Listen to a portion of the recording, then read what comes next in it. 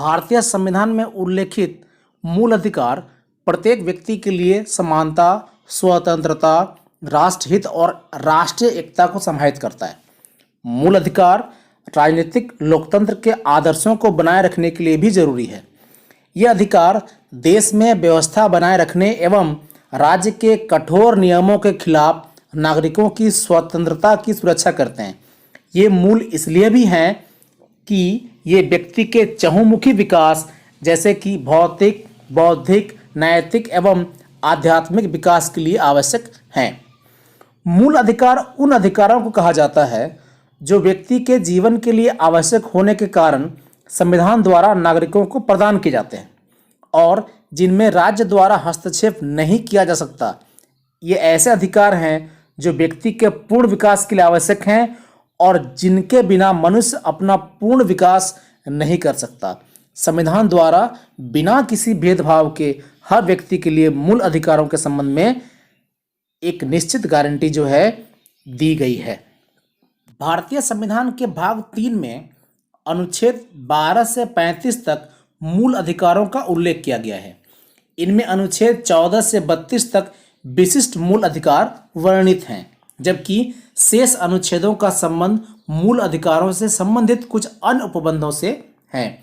मूल संविधान में मूल अधिकारों की संख्या 7 थी, किंतु 44वें संविधान संशोधन अधिनियम 1978 द्वारा संपत्ति का अधिकार हटा दिए जाने के कारण अब मूल अधिकारों के 6 वर्ग रह गए हैं।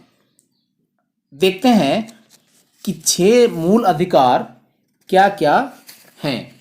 पहला, समता का अधिकार। दूसरा, स्वतंत्रता का अधिकार। तीसरा, शोषण के विरुद्ध अधिकार। चौथा, धर्म की स्वतंत्रता का अधिकार। पांचवा, संस्कृति और शिक्षा संबंधी अधिकार। और छठा है संवैधानिक उपचारों का अधिकार। आइए अब भारतीय संविधान द्वारा प्रदत्त मूल अधिकार को विस्तार से जानने की कोशिश करते हैं। भारतीय संविधान द्वारा प्रदत्त मूल अधिकार में सर्वप्रथम है समता का अधिकार, जो अनुच्छेद 14 से 18 तक में वर्णित है। यानी 5 अनुच्छेद में समता का अधिकार को वर्णित किया गया है। पहला, विधि के समक्ष समता, विधियों का समान संरक्षण। इसका उल्लेख अनुच्छेद 14 में किया गया है। धर्म, मूल वंश, जाति, लिंग या जन्म स्थान के आधार पर विभेद का प्रतिषेध अनुच्छेद 15 में। लोक नियोजन के विषय में अवसर की समता अनुच्छेद 16। अस्पृश्यता का उन्मूलन अनुच्छेद 17 और उपाधियों का अंत अनुच्छेद 18 में वर्णित किया गया है। दूसरा है स्वतंत्रता का अधिकार, जो कि अनुच्छेद 19 से 22 यानी ये भी कुल 5 अनुच्छेदों में वर्णित है। भारत में कहीं भी निवास का अधिकार, भाषण एवं अभिव्यक्ति का अधिकार, शांतिपूर्ण सम्मेलन का अधिकार, संघ, संगठन या सहकारी समिति बनाने का अधिकार, वृत्ति, व्यापार करने का अधिकार, भारत में कहीं भी अबाध संचरण का अधिकार का उल्लेख अनुच्छेद 19 में किया गया है। अपराध के लिए दोष सिद्ध के संबंध में संरक्षण, ये अनुच्छेद 20 में। प्राण या दैहिक स्वतंत्रता का अधिकार, ये अनुच्छेद 21 में। प्राथमिक शिक्षा यानी कि 6 से 14 वर्ष तक के आयु के बच्चों को शिक्षा देना या शिक्षा ग्रहण करना उनके द्वारा, ये शिक्षा का अधिकार में आता है। तो प्राथमिक शिक्षा का अधिकार उल्लेख किसमें किया गया? अनुच्छेद 21 क में। संविधान के 86वें संशोधन अधिनियम 2002 के माध्यम से संविधान में अनुच्छेद 21 के साथ एक नया अनुच्छेद 21 क जोड़ा गया, जो शिक्षा का अधिकार प्रदान करता है। अनुच्छेद 21 क में कहा गया है कि राज्य 6 से 14 वर्ष की आयु तक के सभी बच्चों को निःशुल्क और अनिवार्य शिक्षा इस प्रकार प्रदान करेगा कि राज्य विधि के अधीन निर्धारित होगा। अनुच्छेद 22 कुछ दशाओं में गिरफ्तारी और निरोध का अधिकार प्रदान करता है।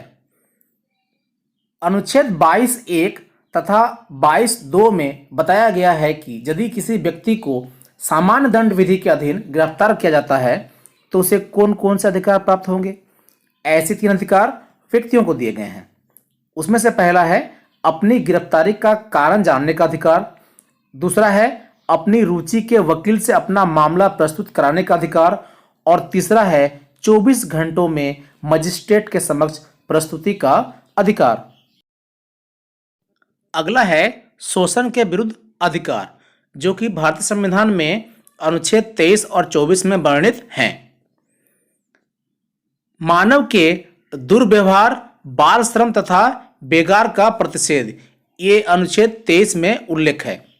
अनुच्छेद 23 के अंतर्गत 2 खंड हैं, 23(1) और 23(2).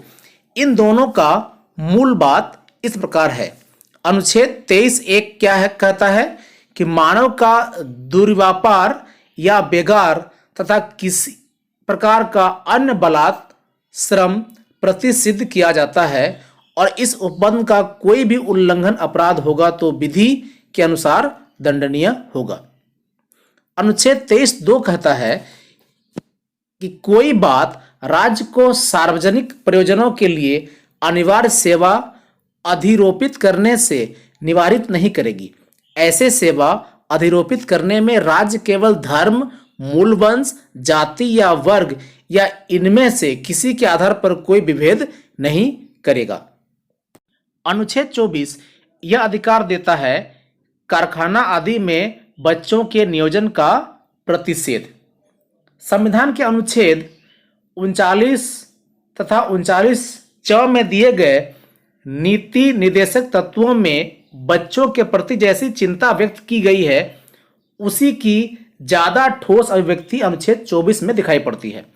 अनुच्छेद 24 विशेष तौर पर 14 वर्ष से कम आयु के बच्चों को ऐसे कार्य करने से बचाता है जो उनकी आयु की दृष्टि से उचित नहीं है। इनमें निम्नलिखित कार्यों का प्रतिषेध किया गया है। पहला, कारखानों में काम करने का प्रतिषेध, दूसरा खानों में काम करने का प्रतिषेध और किसी अन्य परिसंकटमय नियोजन में काम करने का प्रतिषेध। जहां तक कारखाने या खान का संबंध है उनके अर्थ का विनिश्चय करना कठिन नहीं है, किंतु अन्य परिसंकटमय नियोजन के अर्थ की विभिन्न शाखाएं या व्याख्याएं हो सकती हैं।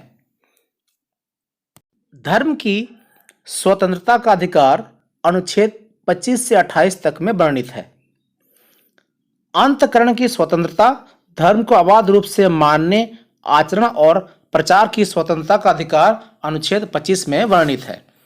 आपातकाल के दौरान श्रीमती इंदिरा गांधी की सरकार ने 42वें संविधान संशोधन अधिनियम 1976 के माध्यम से सेकुलर शब्द को संविधान की प्रस्तावना या फिर उद्देशिका में शामिल कर दिया। संविधान की प्रस्तावना में यह संशोधन करना उचित था या नहीं, इस पर पर्याप्त मतभेद है। कुछ लोगों का मानना है कि यह एक निरर्थक कवायद थी, जबकि कुछ अन्य के अनुसार इससे भारतीय राज्य व्यवस्था का सेकुलर चरित्र और निखर कर सामने आ गया। अनुच्छेद 25 के अंतर्गत 2 खंड हैं, 25(1) तथा 25(2). 25(1) के अनुसार लोक व्यवस्था, सदाचार और स्वास्थ्य तथा इस भाग के अन्य उपबंधों के अधीन रहते हुए भी सभी व्यक्तियों को अंतःकरण की स्वतंत्रता का और धर्म के अबाध रूप से मानने, आचरण करने और प्रचार करने का समान हक होगा। इस अनुच्छेद में वर्णित कुछ विशेष शब्द या महत्वपूर्ण शब्द इस तरह से हैं: अंतःकरण, धर्म, आचरण तथा प्रचार आदि।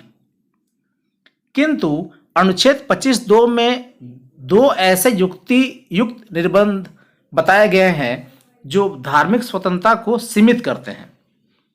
इसके अलावा 25(1) में भी 3 निबंधनों की चर्चा की गई है। 25(1) में संकेत दिया गया है कि व्यक्ति को धार्मिक स्वतंत्रता, लोक व्यवस्था, सदाचार और स्वास्थ्य के अधीन है। अनुच्छेद 25(2) के क में बताया गया है कि राज्य धार्मिक आचरण से संबंधित किसी गैर धार्मिक पक्ष जैसे आर्थिक या राजनीतिक पक्ष को विनियमित करने के लिए विधि बना सकता है।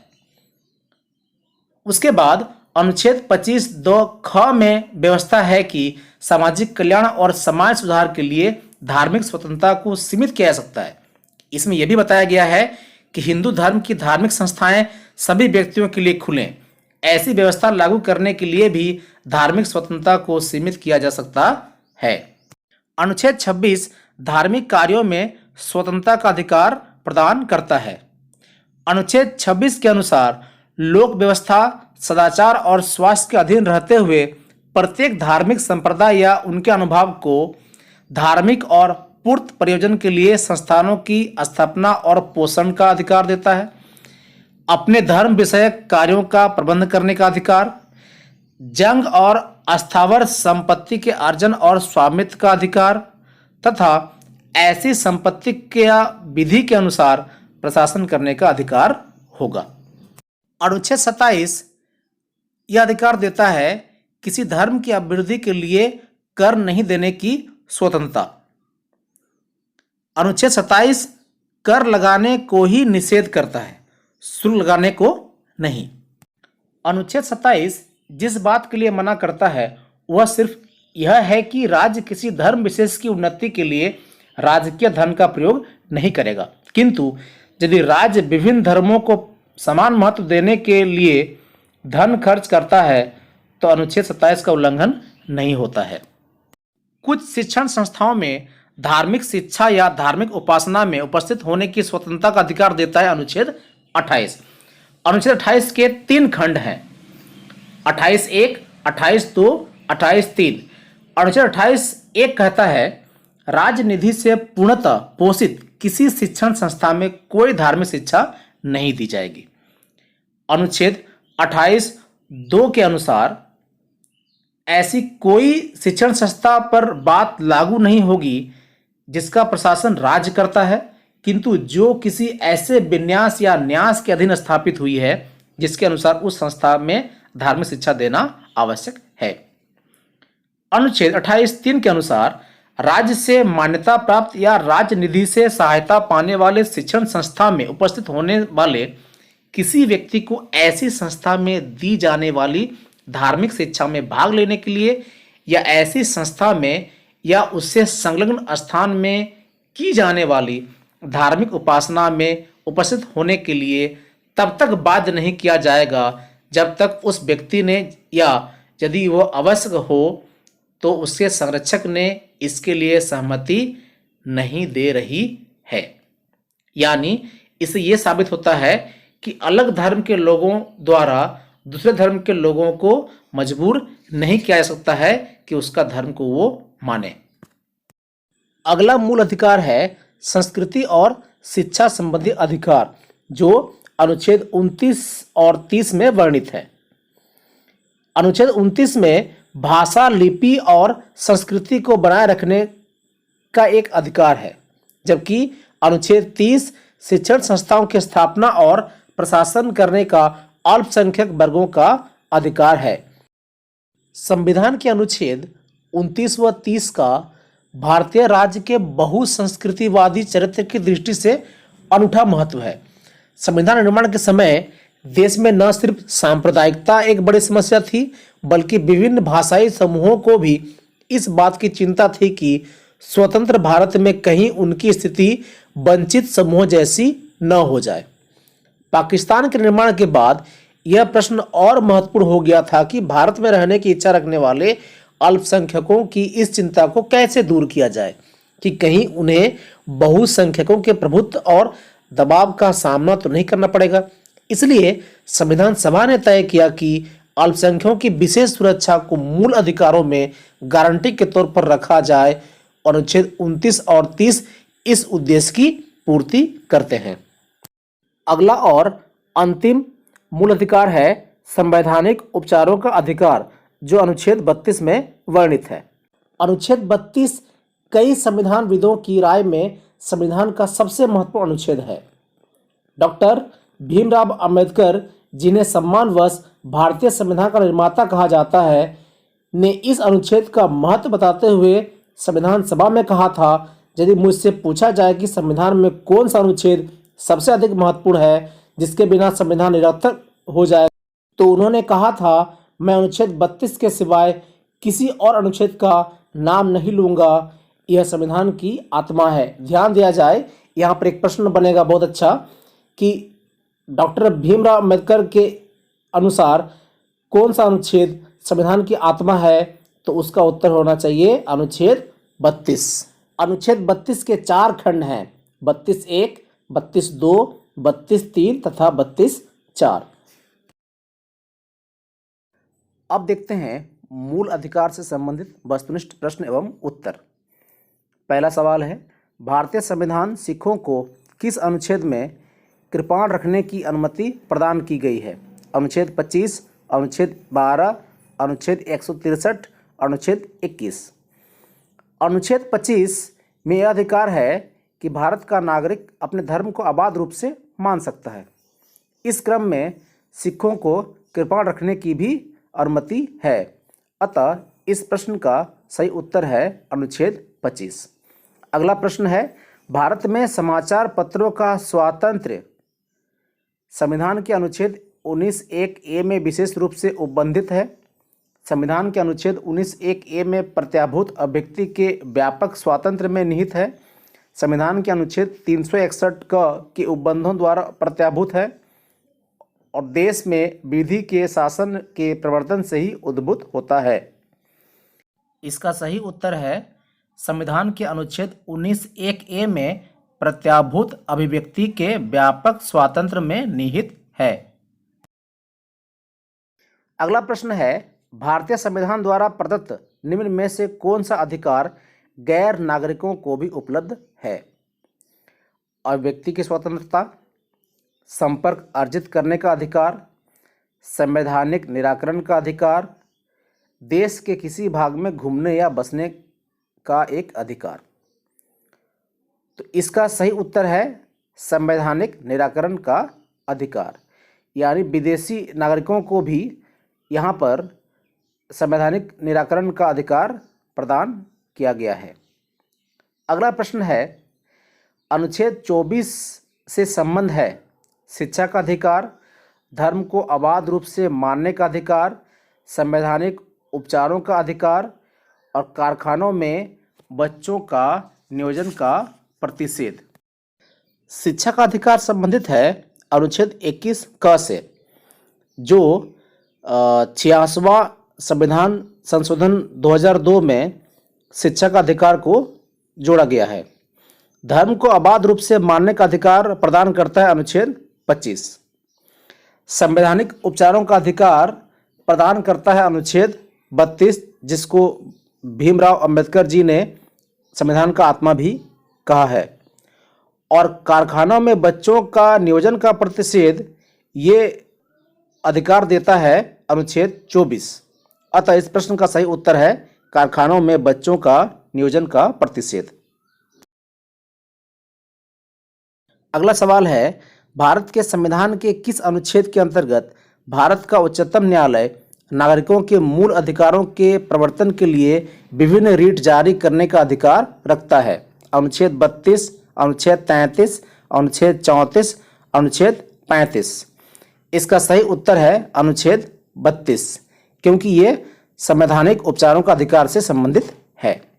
अगला प्रश्न है, भारत के मूल संविधान में मूल अधिकारों की संख्या कितनी थी? 6, 7, 8, 9। भारत के मूल संविधान में मूल अधिकारों की संख्या 7 थी, परंतु 44वां संशोधन अधिनियम 1978 में संपत्ति का अधिकार को हटा दिया गया है, जो वर्तमान में 6 हैं। अतः इस प्रश्न का सही उत्तर है 7, क्योंकि मूल संविधान में मूल अधिकारों की संख्या 7 थी। अगला प्रश्न है, संविधान के किस भाग में मूल अधिकारों का उल्लेख है? भाग 3, भाग 4, भाग 5, भाग 6। संविधान के भाग 3 में मूल अधिकारों को रखा गया है। भाग 4 में राज्य के नीति निर्देशक तत्व, भाग 5 में संघ का परिभाषा दिया गया है और भाग 6 में राज्य का परिभाषा दिया गया है। अतः इस प्रश्न का सही उत्तर है भाग 3। अगला प्रश्न है, संपत्ति का अधिकार को हटा दिया गया। 42वां संविधान संशोधन अधिनियम 1976, 86वां संविधान संशोधन अधिनियम 2002, 44वां संविधान संशोधन अधिनियम 1978, पहला संविधान संशोधन 1951।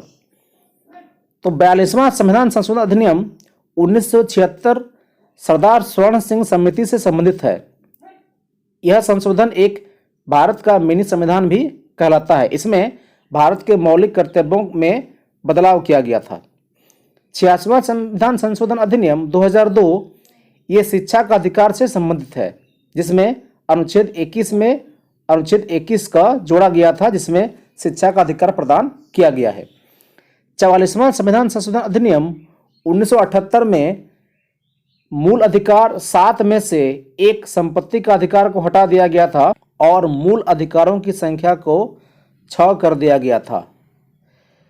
पहला संविधान संशोधन 1951 में 9वीं अनुसूची को जोड़ा गया था, क्योंकि मूल संविधान में 8 अनुसूचियां थी। तो इस प्रश्न का सही उत्तर है 44वां संविधान संशोधन अधिनियम 1978। अगला प्रश्न है, डॉक्टर भीमराव अंबेडकर ने किस अनुच्छेद को संविधान का आत्मा कहा था? अनुच्छेद 29, अनुच्छेद 30, अनुच्छेद 31, अनुच्छेद 32। डॉक्टर भीमराव अंबेडकर ने अनुच्छेद 32 को संविधान का आत्मा कहा था, क्योंकि यह अनुच्छेद संवैधानिक उपचारों का अधिकार प्रदान करता है। अतः इस प्रश्न का सही उत्तर है अनुच्छेद 32। अगला प्रश्न है, स्वतंत्रता के अधिकार के भाग के रूप में निम्नलिखित में कौन सा बिना हथियार के शांतिपूर्ण ढंग से इकट्ठा होने की स्वतंत्रता के अंतर्गत नहीं आता है? घेराव अफसर जो अपना कर्तव्य नहीं निभाते, शांतिपूर्ण इकट्ठा होना, एकत्रित जनता जिसको हथियार नहीं रखना चाहिए।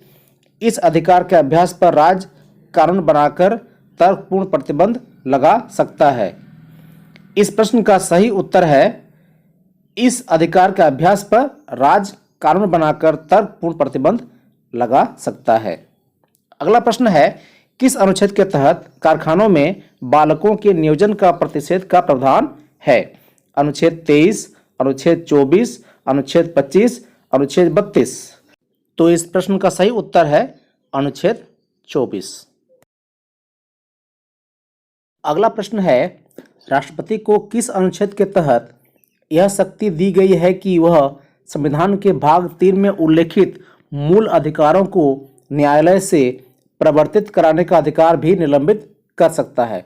अनुच्छेद 358, अनुच्छेद 359, अनुच्छेद 340, अनुच्छेद 356।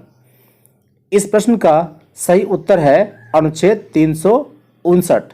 इसके अंतर्गत न्यायालय से प्रवर्तित करने का अधिकार भी निलंबित कर सकते हैं। कौन?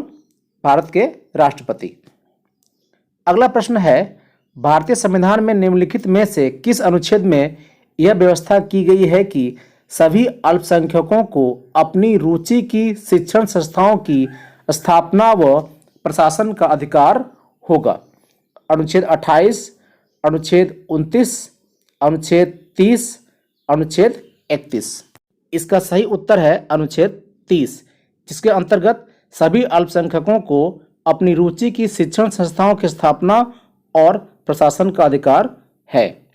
अगला प्रश्न है, मूल अधिकार को किस देश के संविधान से लिया गया है? फ्रांस, अमेरिका, कनाडा, रूस। मूल अधिकार अमेरिका के संविधान से लिए गए हैं। अतः इस प्रश्न का सही उत्तर है अमेरिका। अगला प्रश्न है, भारतीय संविधान के अंतर्गत निम्नलिखित में से किसे मूल अधिकारों का संरक्षक समझा जाता है? संसद, राष्ट्रपति, न्यायपालिका, प्रधानमंत्री। भारतीय संविधान के अंतर्गत न्यायपालिका को मूल अधिकारों का संरक्षक समझा जाता है। अतः इस प्रश्न का सही उत्तर है न्यायपालिका। अगला प्रश्न है, व्यक्तिगत स्वतंत्रता के लिए उच्च न्यायालय निम्नलिखित में किस रीट को जारी कर सकता है? परमादेश, अधिकार परीक्षा, बंदी प्रत्यक्षीकरण, प्रतिषेध। इस प्रश्न का सही उत्तर है बंदी प्रत्यक्षीकरण। अगला प्रश्न है, संपत्ति के मौलिक अधिकार को कब समाप्त किया गया? 1977, 1978, 1988, 1982। पूर्व में संविधान जब बना था तो मौलिक अधिकारों की संख्या 7 थी, परंतु 44वें संविधान संशोधन अधिनियम 1978 में संपत्ति का अधिकार को हटा दिया गया था। तो इस प्रश्न का सही उत्तर होगा 1978, क्योंकि 1978 में संपत्ति के मौलिक अधिकार को समाप्त कर दिया गया था। अगला प्रश्न है, भारतीय संविधान में समता का अधिकार को 4 अनुच्छेदों में बांटा गया है जो निम्नलिखित हैं। अनुच्छेद 14 से 18, अनुच्छेद 19 से 22, अनुच्छेद 23 से 24, अनुच्छेद 25 से 28। अनुच्छेद 14 से 18 में समता का अधिकार को रखा गया है। अनुच्छेद 19 से 22 संबंधित है स्वतंत्रता का अधिकार। अनुच्छेद 23 से 24 संबंधित है शोषण के विरुद्ध अधिकार और अनुच्छेद 25 से 28 संबंधित है धर्म की स्वतंत्रता का अधिकार। अतः इस प्रश्न का सही उत्तर है अनुच्छेद 14 से 18, जिसमें समता का अधिकार वर्णित है। अगला प्रश्न है, भारतीय संविधान का कौन सा अनुच्छेद बच्चों के शोषण के विरुद्ध मौलिक अधिकारों से संबंधित है? अनुच्छेद 17, अनुच्छेद 19, अनुच्छेद 23, अनुच्छेद 24। इस प्रश्न का सही उत्तर है अनुच्छेद 24, जो बच्चों के शोषण के विरुद्ध मौलिक अधिकार प्रदान करता है। अगला प्रश्न है, वर्तमान भारतीय संविधान में कितने मौलिक अधिकार हैं? 4, 6, 7, 11। इसका सही उत्तर है 6।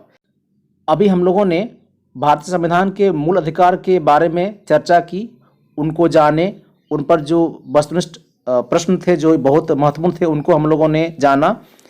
आप इसको बढ़िया से तैयारी कर लेंगे, आपकी परीक्षाओं के दृष्टिकोण से यह सेक्शन बहुत ही महत्वपूर्ण है। अगर आप इस चैनल में नए हैं तो सब्सक्राइब कर लेंगे, ताकि जब भी इसमें कुछ वीडियो अपलोड किया जाएगा तो आपको इसकी सूचना तुरंत मिल जाएगी। धन्यवाद।